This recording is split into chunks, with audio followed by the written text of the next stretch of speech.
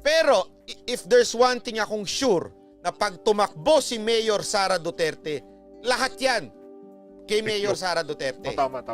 Ang tawag ko nga dito, President Rodrigo Duterte. Ito yung, kumbaga, yung improved version ni Tatay Digong. Yun ay si Mayor Inday Sara Duterte. Kumusta kayo dyan mga kababayan? Welcome back sa ating channel. Dito sa video to, pag-uusapan natin ang naging statement ni President Duterte na hindi pambabae ang presidency. Ito lang ang nakikita kong dahilan mga kababayan bakit nasabi ni President Duterte yung mga bagay na yun na hindi pambabae ang presidency. Pero bago natin pag-usapan yan, kung bago lang kayo sa ating channel, huwag niyo kalimutan mag-subscribe at i-like ang ating video na to para lagi kayong updated sa ating mga reaction video na kagaya nito. Ayun na nga no mga kababayan, sinabi ni President Duterte na hindi pambabae ang presidency. Kung si Leni Robredo at Grace po ang upo, opo, mahal na Pangulo, hindi po talaga pambabae ang presidency. Pero ibang usapan na to pagka si Mayor Inday Sara na ang nagsalita. Mantakin niyo yun mga kababayan, congressman na papasunod ni Mayor Inday Sara Duterte. Paano natin nasabi yun? Halatang halata naman mga kababayan. Nung nagkagulo dyan sa Kongreso, kaugnay ng speakership dyan sa House of Representatives, sino ang kinakaladkad na pangalan ni Velasco?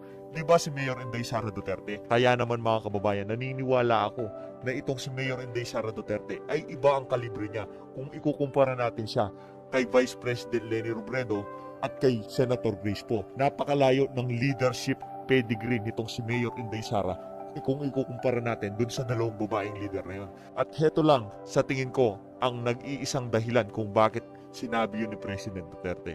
Ganon niya kamahal si Mayor Inday Sara Duterte. Ayaw niyang iparanas ang kanyang naranasan bilang Pangulo sa kanyang anak. Alam niya kasi na napakahirap at napakaraming problema ng ating bansa. Mantakin niyo yun mga kababayan, ang titigas ng ulo ng mga Pilipino. Ang titigas ng ulo ng mga kurakot dyan sa gobyerno. Yan ang sasagupain ni Mayor Inday Sara kung sakaling maging presidente siya. Pero alam natin mga kababayan, lalong-lalo na ang ating mga ka-DDS, na sigurado mapagtatagumpayan yun ni Mayor Inday Sara Duterte dahil sa galing na taglay niya, na namana niya kay President Rodrigo Duterte. Sabay-sabay natin panoorin itong video ni Sir Manakbay kaugnay ng isyong yan. Sabi ko nga inisip ko, may point siya. Mahirap talaga ito. Mahirap na babae maging Pangulo? May point siya. Kasi, hindi naman madaling sumunod ang lalaki sa mga babae. Whether you like it or not hindi ko sa minamaliit ang babae. Pero yung mga gabinete mo maging lalaki, medyo pag babae, hindi sila masyadong sumusunod Hindi ko alam kung bakit. Pero, yun ang katotohanan. I don't know the reason why. I don't believe na dapat ganun. Pero that's the reality. Pero, if there's one thing na masasabi ko lamang po dito ay iba ho si Mayor Sara Duterte. Yan ang masasabi ko. Iba. Eto even sa mga kakilala natin, na mga opisyal, kakilala nating mga government worker, pag si Mayor Sara Duterte ang nagsalita, sunod lahat. Tandaan niyo yan. Pag si Mayor Sara ang nag-command, kahit nga mga sekretary, sunod kagad Takot talaga sa kanya. Sabi ko sa inyo hindi ako nagbibiro. Ang tindi ng takot ng mga congressman, ng mga senador, to the point nga na ginamit yung pangalan niya Ginamit yung pangalan niya, daming natakot na congressman. Sinabi lang na malapit sa kanya ito si ang dami nang natakot. Yun ang mga kababayan, kaya naniniwala tayo, kakayanin nito si Mayor Inday Sara Duterte ang presidency. Sa karakteristik niya at sa leadership skill niya, panigurado ma-handle niya ng maayos kahit hindi mapalalaki, mapababae sa gobyerno. Panigurado pag itong nagsalita, itong si Mayor Inday Sara ay makikinig sa kanya. Ang daming takot kay Mayor Sara Duterte. Hindi ko alam kung bakit, pero siguro nakita nila yung pagiging leader ni Mayor Sara Duterte. Kasi matatandaan nyo, di ba, yung kahit yung mga vlogger na magkakaaway naalala ko si Tingking Pugok at saka si Attorney Bruce. Kahit sila magkaaway, nagsama sila doon sa matapang at malasakit na event. Ganoon mag-unite si Mayor Sara Duterte.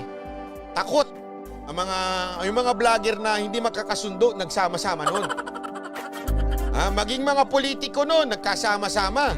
Kay Mayor Sara Duterte lang yun. Tapos, after nun, naalala ninyo? Nagbuo uli ng bago si Mayor Sara Duterte, yung hugpong ng pagbabago. Kahit yung mga magkakaaway na mga politiko, nagsama-sama uli. Yung magkakalaban ng mga, sabihin na natin mga political family, nung nagbuo siya, nagsama-sama uli. Doon mo makikita na aside from meron silang respect, meron silang takot, meron silang may uniting factor itong si Mayor Sara Duterte. Sa totoo lang, ito wala tayong bulahan dito Kaya mga kababayan, itong si Mayor Inday Sara Duterte, ito ang kinatatakutan nila Lacson, ito yung kinatatakot nila Grace po ni Vice President Leni Robredo na tumakbo ng pagka-presidente kasi panigurado alam nila na hindi sila mananalo sa kanya. Yun ang sigurado.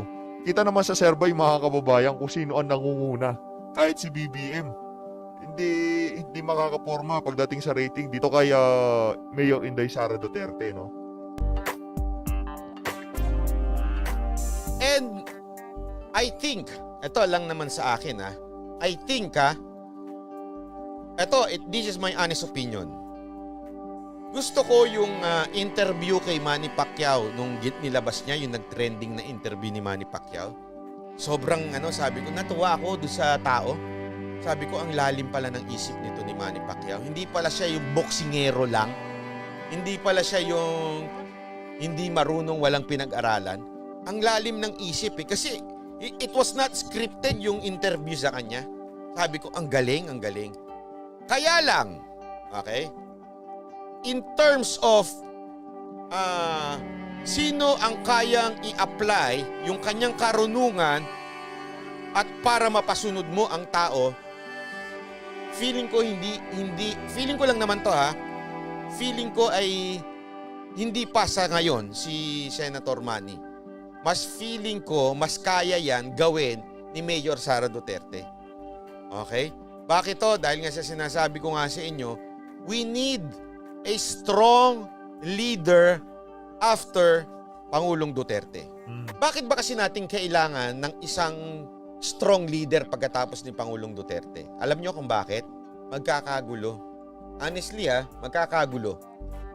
Magkakagulo. Pag tumakbo si Manny Pacquiao, pag tumakbo si Bongbong Marcos, kunwari lang, tumakbo si Grace po, o di kaya tumakbo si Ping Lacson, at hindi tumakbo si Mayor Sara Duterte, pustahan tayo, hati lahat.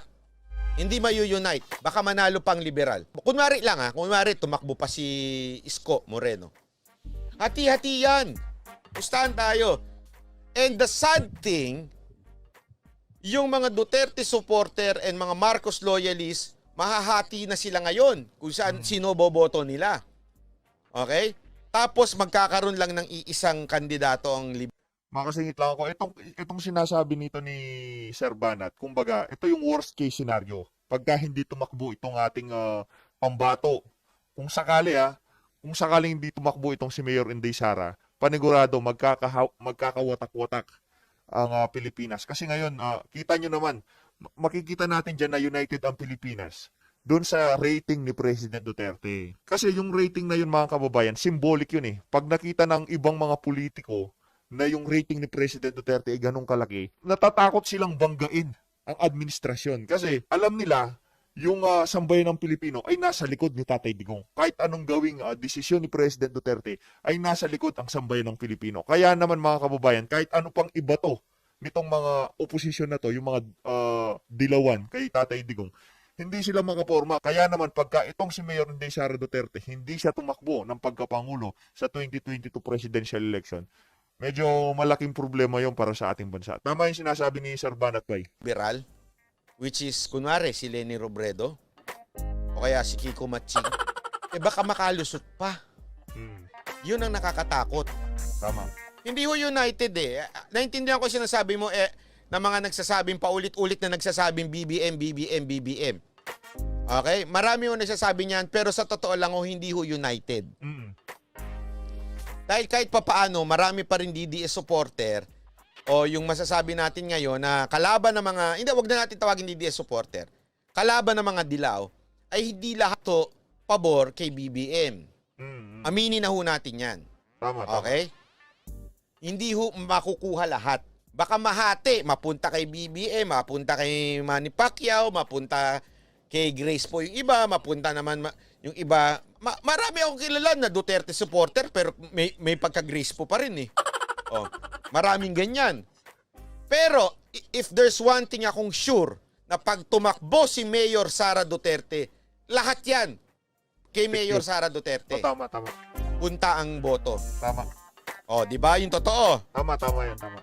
Kaya nga mga kababayan, kahit na pinipilit ni Mayor Inday Sara Duterte na hindi siya tatakbo ng pagkapangulo sa 2022 at sinigundahan naman ito ni President Duterte na ayaw niyang patakbuhin ng kanyang anak na si Mayor Inday Sara Duterte, todo, porsigido pa rin ang lahat ng DDS na himuking tumakbo para sa ating bansa sa parating na 2022 presidential election. Tama lahat ng sinabi ni Sir Banatbay. At yun ang worst case scenario. If ever na hindi tatakbo sa presidente itong si Mayor Inday Sara. Nakakatakot yun pagka ganun na nangyari. Kasi lahat ng DDS, BBM supporter, panigurado, sasambulat, ika nga, maghihiwa-hiwalay. Kahit ako, sa tingin ko, kung mangyayari yung worst case scenario na sinasabi ni Sir Banatbay, ay nag-iisip din ako kung sino ang susuportahan natin ng pagkapangulo. Kung hindi tatakbo, ito kasi yung choices natin mga kababayan. Una, si Mayor Inday Sara Duterte. Pangalawa, itong si Senator Bongo. Pangatlo, itong si BBM mga kababayan. At pang-apat, hindi ko pa alam. Pero yung tatlong yun yung pinakasolidong kandidato if ever na hindi tumakbo itong si Mayor Inday Sara Duterte. Tuloy natin tong video. Baka nga mag-giveaway pa yung mga ibang kandidato like si Manny Pacquiao, baka mag-giveaway pa yan.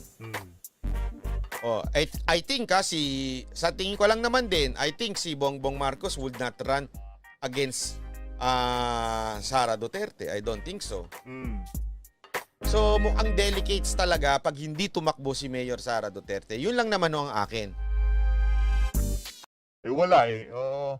Inunahan na tayo ni Tatay Digong na ayaw niyang patakbuhin itong si Mayor Inday Sara Duterte ng pagkapangulo.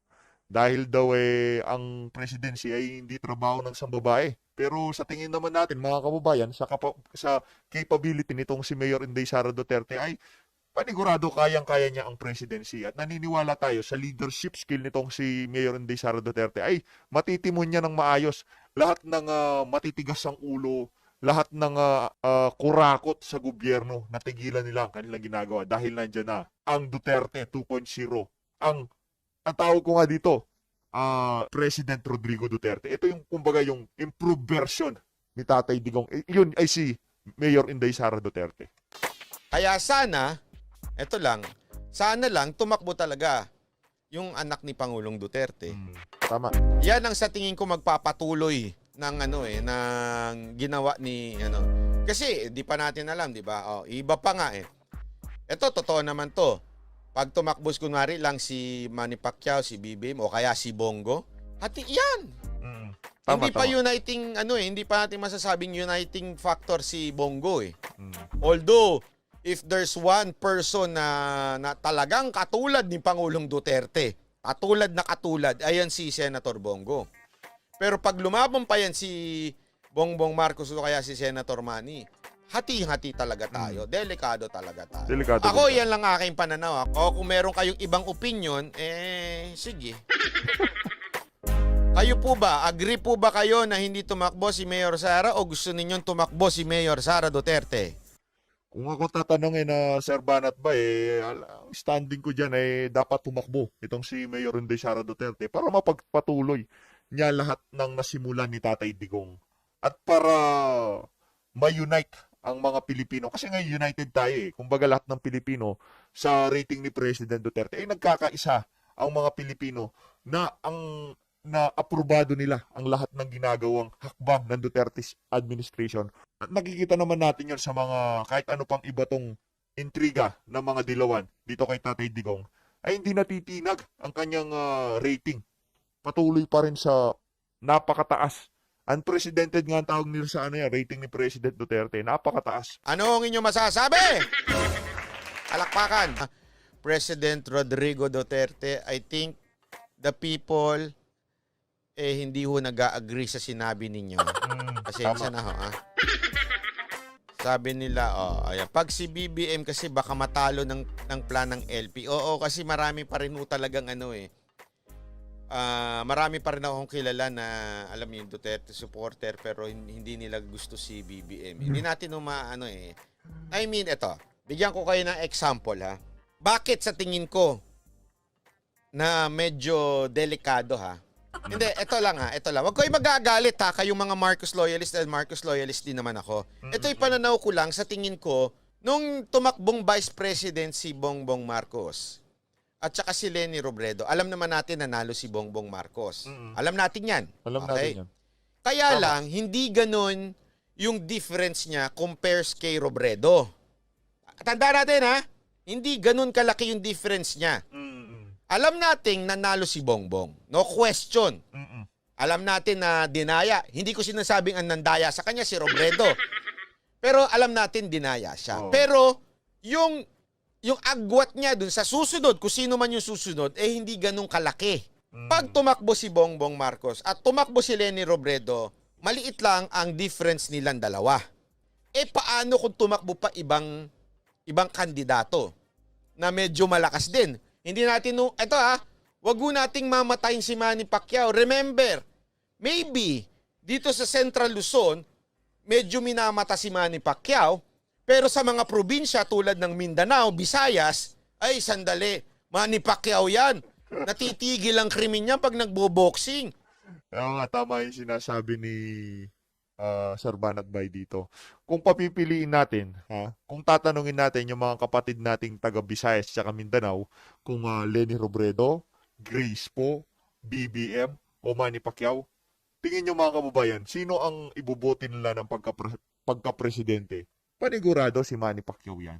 Panigurado. Baluarte niya yan, yung Mindanao at saka Visayas. Yung mga kapatid nating mga Bisaya, ika nga. Panigurado buboto nila si Senator Manny Pacquiao. Malakas yan sa Visayas at Mindanao. Pero kung nandyan na si Mayor Inday Sara Duterte, wala na yan. Baka mag-giveaway man si Senator Manny Pacquiao at hayaan na niya itong si Mayor Inday Sara Duterte. Hindi natin pwedeng sabihin na ay mahina yan si Manny Pacquiao. Hindi baka dito sa ating sa Central. Pero pag sa mga probinsya, malakas yan. Kaya pag yan, tumakbo pa, tas tumakbo si BBM, hati tayo niyan, sigurado ko. Kaya sana, eto lang, sa aking pananaw, sana mag-usap-usap sila. Kaya lang sa pormahan ni Manny Pacquiao, parang ayaw niya, parang unstoppable. Di ba? So medyo delikado. Medyo delikado talaga. Sa tingin ko naman, in terms naman sa mga dilawan, magkakasundo naman sila, alam nilang tae silang lahat, at isa lang ang pwede nilang ipanlaban. Baka madali. Diba? Baka madali lang. Ilang ang akin. Meron aside from Manny Pacquiao, okay? May pangatlo pang hahati kung sakali lang. Kung sino... Wait lang, Sir Banat. Ito pa ang isang factor na kaya delikado yan. Pagka hindi tumakbo si Mayor Inday Sara ng pagkapangulo at ang ating provider sa election ay Smartmatic pa din. Imagine niyo yun mga kababayan, Smartmatic ang service provider natin sa susunod na election, di ba? Talagang kung magkakaroon man ng dayaan, kasi nga naman hindi united ang mga Pilipino, hindi halata. Kung makalusot man itong si Vice President Leni Robredo, hindi halata. Kasi nga naman, kung maglalaban si BBM at si Vice President Leni Robredo, tandaan natin, nung Vice President election nung 2016 ay napakakonti lang ng ng kahibahan ng boto nila. Halos nagpupukan lang sila diyan sa Vice Presidency. Kaya naman, kailangan talagang tumakbo nitong si Mayor Inday Sara Duterte. Yan tumakbo na yan. Hindi natin alam. Baka humati pa yan. Aside from, may Grace po pa. Tama. Alam naman natin, isa pang ambisyosa yan. Oh. Kaya ang akin, kung pwede, kung ayaw man ni Mayor Sara ang tumakbo, magkasundo-sundo sila. Yun lang. Sabi nito di Rich Flores, correct. Tapos mga LP solid, oo. At saka remember, itong LP na ito, sa tingin ko lang pati yung mga makakaliwang grupo at mga pawok, magkakasundo-sundo sila eh.